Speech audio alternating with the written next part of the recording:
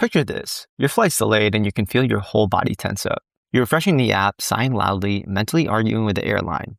None of it moves the plane 1 inch, but it's draining you completely. Sound familiar? Most of our stress works exactly like this.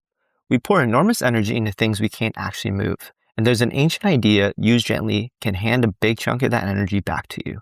It's called the Dichotomy of Control, and it comes from the Stoics, especially a teacher named Epictetus. It's not about not caring.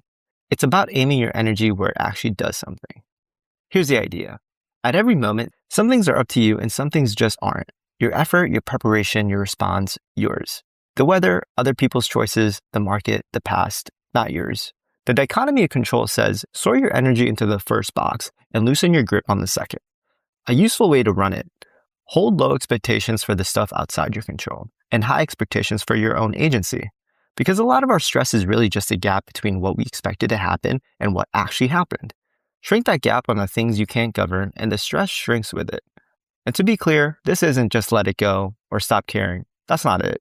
You still act, still prepare, still try hard. You just stop spending your one battery trying to control the weather with your bare hands. Let me make it real. Back to that delayed flight. Version 1. The person treats the airline, the weather, and the schedule as things they can will into changing. They stew, they refresh, they rehearse angry speeches. Hours of energy, 0 feet of progress, and they arrive wrecked. Now version 2. The person pauses and sorts it.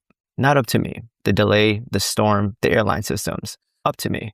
Whether I find another option, how I use this time, how I treat the person at the desk. So they let go of the board, genuinely lower the expectation that the system will behave, and put their energy into what they govern. They ask about standby, they make a backup plan, they actually use the wait. And here's the aha. When a standby seat opens up, the relief is huge because they weren't clenched around an outcome they couldn't control. Same delay, same airport. One version drains them, the other leaves them steady, resourceful, and oddly content. The facts didn't change. Where they spent their energy did. So how do you use this at work? Separate the outcome you can't command from the work you can. Scenario 1. The nerve-wracking outcome. A big pitch, a launch, a review. Most of us fixate on the verdict, which we don't control, and spiral. Instead, set realistic expectations for the things you don't govern. Markets, feedback, timing. And pour your high standards into what you do govern. Preparation, quality, problem solving.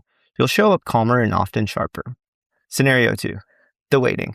After you've done the work, sent the proposal, shipped the thing, there's a gap where anxiety loves to move in.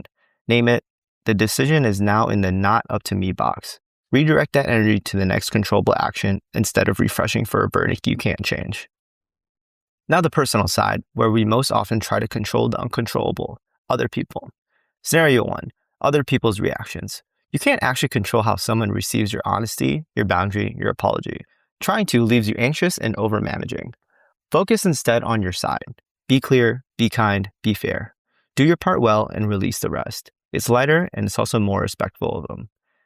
Scenario 2, the chaotic day. When everything feels out of control, news, other people, plans falling apart, the spiral comes from gripping all of it at once. Ask a simple question, what here is actually up to me right now? Usually it's small. One task, one message, one breath. Do that. Let the storm be the storm. So here's the whole thing in one sentence. A lot of stress is energy spent trying to move things you can't. So sort each moment into up to me and not up to me, and pour yourself into the first. Here's your one move this week. Take one thing that's stressing you and draw the 2 boxes, up to me and not up to me. Then act only on the first list, just once, see how it feels. And tell me in the comments what's one thing you're going to move into the not up to me box. Subscribe for a new mental model every week, and I'll see you in the next one.